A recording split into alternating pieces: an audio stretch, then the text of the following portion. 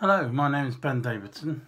I run a website called UK Historian, bendavidson.co.uk, and basically it's obviously everything to do about history, all the history I like, and because I like history I'm into history books as well, which is a big part of why I'm making this video, because I'd like to, as well as do the reviews on the website and what I publish on social media, I thought it'd be good to do a video blog as well, and it's just another way of getting the message across.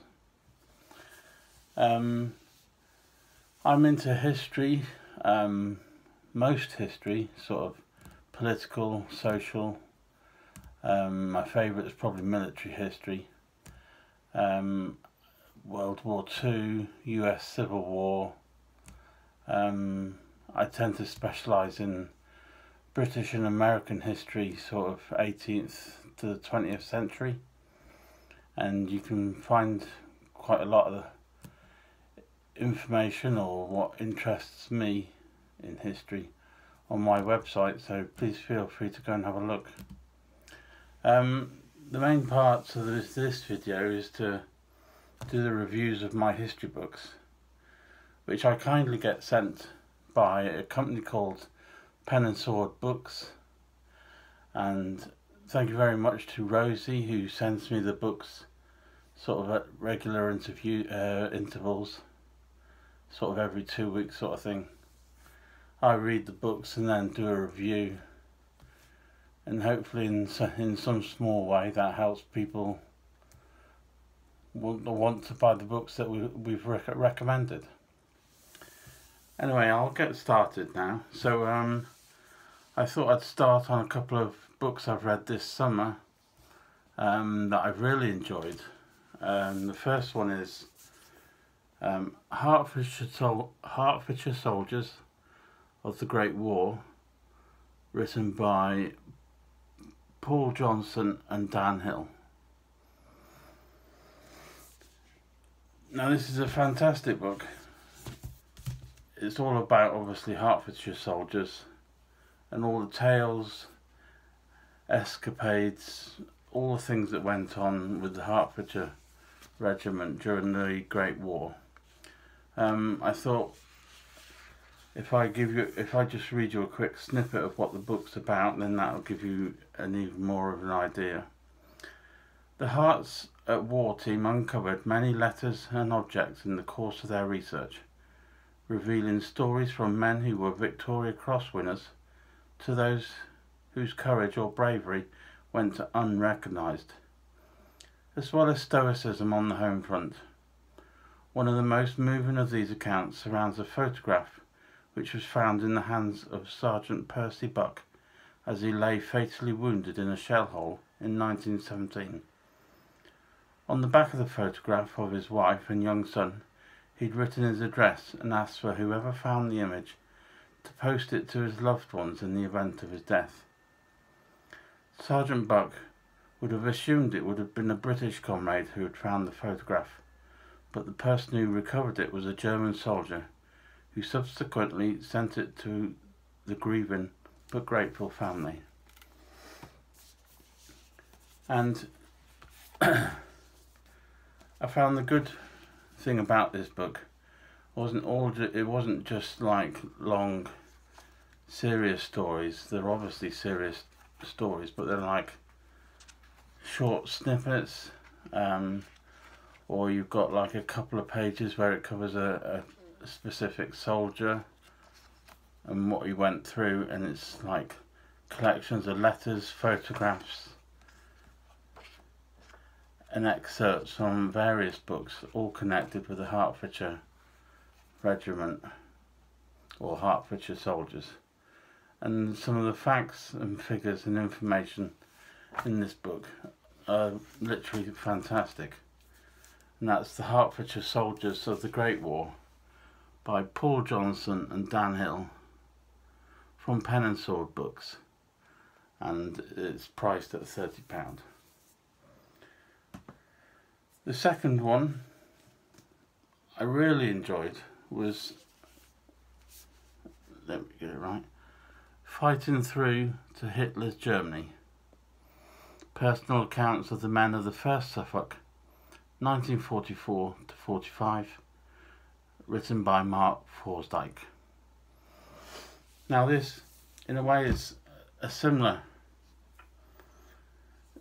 story to the Hertfordshire book, but this obviously follows the accounts of the 1st Suffolk. It takes tales and extracts from the men on the ground, right from the start of their training, when there was training up in Scotland. They were then moved down to the south coast of England, and even then, whilst they were doing their training, they never knew what they were actually training for. And then sort of 24 hours before they went to do their battle or go to war, so to speak, they found out they were in training for the D-Day landings, or the D-Day invasion, and that's what they were going to be a part of. It tells you all about their crossing over to France, how they then had to try and somehow get onto the beaches, get up the beaches, trying not to get killed, injured. And it's really descriptive, really a good account. There are good accounts in here that tells you what they were having to go through, what they were having to suffer, all the emotions and all the blood and fighting, really, and how they then eventually got up over the beaches, and how the various ways that they got across France through the various situations, the Germans they were having to come across, all the problems, all the obstacles. Just the general running of a regiment during war is just unbelievable. If I just read you a quick extract from the cover. The battalion's success was due in large measure to the fine leadership of all 4 commanding officers, who went on to enjoy distinguished careers. But without the stalwart fighting spirit, comradeship of all ranks, none of the battalion's achievements would have been possible. This fine book draws on the testimonies of officers and men who served in the historic campaign. Recognition of the fighting record of the 1st Suffolk is long overdue, and the author is to be congratulated for pulling together these inspiring first-hand accounts, along with many previously unpublished photographs. This book is £25. It's Fighting Through to Hitler's Germany, and written by Mark Forsdyke. I think I actually gave this a 5-star, and it was a brilliant book to read, and I read it sort of within a couple of days, because it was one of those books where once you start reading you can't put it down. For a slight change, my 3rd book is A Visitor's Guide to Victorian England, written by Michelle Higgs and published obviously by Pen and Sword Books. Now, I have a fascination in Victorian England. I just find everything about it, I suppose, it's a bit like the era of Dickens and Elizabeth, obviously, but it's that kind of era where Britain changed. It changed from an agricultural country into a more industrialised society. People were moving from the countryside and into the cities. You had slums and overcrowding, and just life was very hard and difficult. And I just find that, well, I'm sure everybody knows, what life was like in Victorian England, but it was very harsh, dirty, and of course it was that period when they were learning all about new things like medicines, health, schooling, work, and it's a really fascinating book. If I just go through the contents here, it's like it's got chapters on accommodation, clothing, food and drink, getting around, shopping, encounters with the opposite sex, amusements and entertainment, and customs and traditions. What's very good about this book is it's very well written, and it's kind of like, it's very descriptive. I found in some parts, you know, like life on the street or going shopping in the towns and having to deal with all the different characters and different types of people that you come across. It's very descriptive. It's almost, in some parts, it's almost like reading poetry, because it's so descriptive and the words are great. So I would say that's a fantastic book to read. If you're into the Victorian era at all, it's A Visitor's Guide to Victoria's England, written by Michelle Higgs from Pen and Sword Books, and that's $14.99. Right, I thought I'd mention towards the end a couple of books I've got to review yet. I haven't read them yet, but I think they're going to be impressive. First one is Martin Borman, Hitler's Executioner, written by Volker Koop. And Martin Bormann was one of the people on the top table of the Nazi Party in World War II. A fascinating man who kind of came in onto the scene sort of towards the end of the war and put people's noses out of joint, and everyone was always suspicious of him, but I think that kind of tended to run through most of the people at the top table in the Nazi Party. Everyone was always suspicious because everyone was always trying to please one man.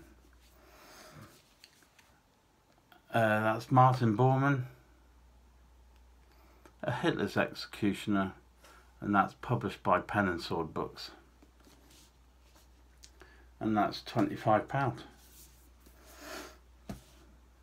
And finally, we have The Battle of Berlin, Bomber Command over the Third Reich, 1943 to 1945, and it's written by Martin W. Bowman, and it's a decent sized book. I imagine this one probably will take me a few days to read, and it's £30. If I just read a little bit, in fact there's a quote on the back cover here from James Holland. Many of you will probably know who James Holland is. He's an excellent World War II historian, and he's written loads of books. He says on this is an utterly compelling account of one of the most brutal bombing campaigns of the Second World War. Martin Bowman's deep knowledge and empathy with the young men flying these bombers exudes off every page, bringing new life into this extraordinary generation and giving voice to their unquestioned courage. But he also introduces an array of German characters too, from night fighter pilots to the civilians on the ground. For anyone wanting to know what it was like both flying over the heart of the Third Reich and being on the receiving end, there can surely be no finer book. So that looks a fascinating book, and I'm actually quite looking forward to reading that. I've read quite a few of Martin Bowman's books. As you'll know, he's a historian who specifically, or certainly does a lot, specialise in World War II. battles, the war, the planes, aircraft, ships that were involved, and he's a really well written historian, so I'm looking forward to that. Anyway, thank you very much for watching the video. I should just say at the end, this is my first YouTube video, and as you can probably tell, I've never done it before. This is my first time, so the sound is probably rubbish, and the lighting, I've probably spoken too quick, stuttered over all my words. But anyway, if I make more of these, hopefully it'll get a bit better. But thank you very much for watching. Please, if you feel the need, you can visit me at ukhistorianbendavidson.co.uk, or you can look me up on Twitter at ukhistorian. Instagram's the same, ukhistorian. Or, I don't know, after watching this first video, if you want, you can subscribe to the little button in the corner of the screen. You can then catch up on all my videos that I'm going to be making. And thank you very much for watching. See you next time.